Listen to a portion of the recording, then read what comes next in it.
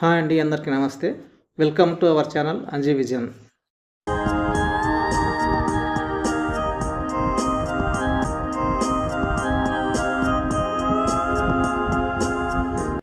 ఈరోజు క్రిస్మస్ సందర్భంగా చర్చికి వెళ్ళిన ప్రతి ఒక్కరికి కూడా క్రిస్మస్ శుభాకాంక్షలు. దేవుని దయ, ప్రేమ, ఆప్యాయత ప్రతి ఒక్కరికి ఉండాలని ఆకాంక్షిస్తున్నాం.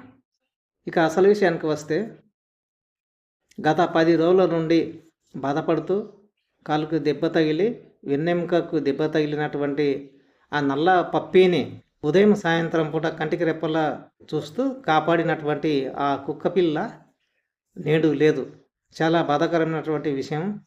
ఈ స్ట్రీట్ పప్పీ ఆ విధంగా జరిగిందంటే నాకైతే చాలా బాధ అనిపించింది. ఆ బాధలో ఉండి చర్చికి వెళ్ళినా పదే పదే మనసుకు జ్ఞాపకం రావడం ఒకంత చాలా బాధాకరమైనటువంటి విషయం. ఎందుకంటే 10 రోజుల నుండి ఆ నల్ల పప్పీకి ఎంతో సర్వీస్ చేశాను. నాతో పాటు ఆ ఫర్టిలైజర్ షాపు ఓనర్ కొంతమంది ఆ కుక్కపిల్లకు హెల్ప్ చేస్తూనే ఉన్నారు. అందరి కృషి ఫలితంగా కుక్కపిల్ల నడవగలిగింది. ఆ కుక్కపిల్ల నడిచేటప్పుడు కూడా చాలా నాకు ఆనందం అనిపించింది. ఆ ఆనందం ఒక్కరోజు కూడా ఉండలేదు నాలో. మరుసటి రోజే కుక్కపిల్ల చనిపోయింది అని తెలిసినప్పటి నుంచి చాలా బాధపడ్డాను. ఇప్పటికీ బాధగానే ఉంది.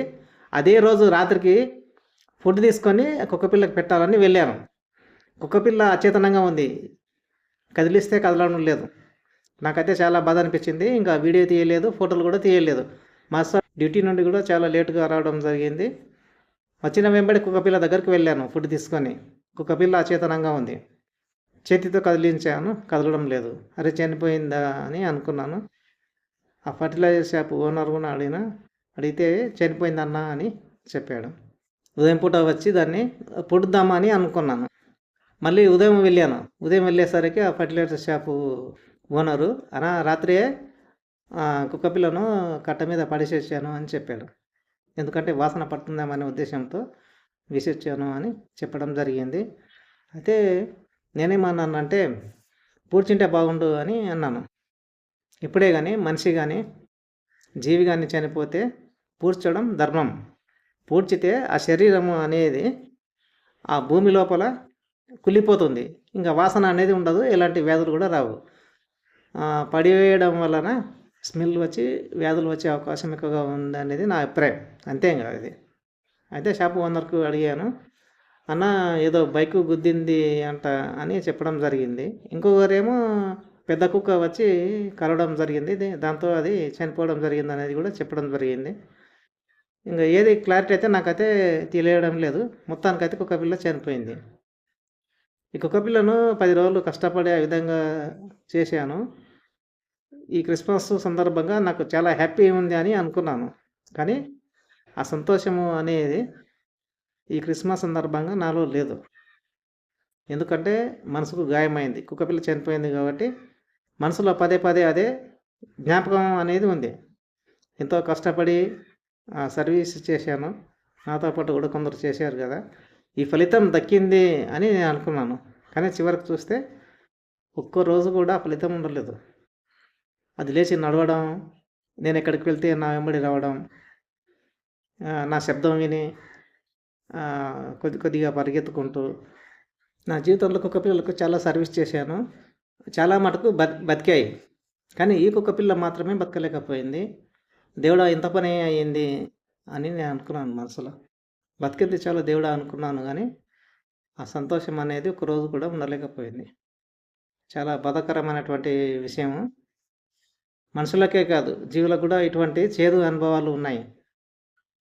మనసుకు గాయం కావడం ఒకసారి నాకు అనిపిస్తుంది, కుక్కల జోలికి కుక్క పిల్లల జోలికి పోకూడదని అనుకుంటాను.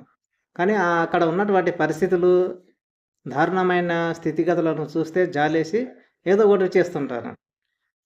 అలా కావడం జరుగుతుంది. ఎందుకంటే నేను ప్రేమించి పెంచుకున్నటువంటి కుక్కలు కానీ నాకు దక్కకుండా చాలాసార్లు పోయినాయి. అది ఎందుకో ఏమో అర్థం కావడం లేదు. అందుకే ప్రేమించాలా వద్దా అనేది సంశయాత్మకంగా మారింది.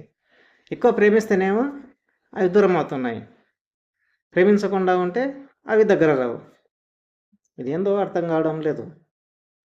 ఇదంతా ఒక మాయ, డ్రామా. ఆ రాత్రి కుక్కపిల్లకు ఫుడ్ తీసుకొని వెళ్ళినప్పుడు తల్లికి కూడా ఒకటే మరుగుతుంది. మరి ఎందుకు మరుతుందో ఏందో అనేది తర్వాత నాకు అర్థమైంది. అరే! దీనికి ఏదో అయ్యుంటది.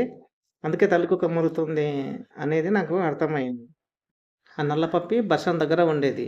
మా ఇంటికి నల్లపప్పికి చాలా దూరం. అయినా రోజు టైం కేటాయించి దాని దగ్గరకు వెళ్ళేవాడిని. కానీ ఈరోజు అటువైపు వెళ్ళినప్పుడు ఆ కుక్కపిల్ల మళ్ళీ నాకు జ్ఞాపకం వచ్చింది. కుక్కలు చనిపోయి 2 డేస్ అవుతుంది. కుక్కపిల్ల రికవరీ అయ్యింది అని వీడియో చేశాను. మరుసటి రోజే ఇది జరిగింది. ఇంకా ఎంత విచారమో చెప్పండి మీరే. నాకైతే ఇది అబద్ధం అయ్యుంటే బాగుండు అని అనిపించింది. కానీ ఇది సాధ్యమా? జీవితంలో మరణం అనేది అబద్ధం మాత్రం కాదు. ఎప్పుడు నిజమే అవుతుంది. ఫ్రెండ్స్, ఈ వీడియోలో నేను ఇదే విషయం చెప్పదలుచుకున్నాను. ఇంకా చెప్పడానికి కూడా నాకు మనసు రావడం లేదు. ఓకే.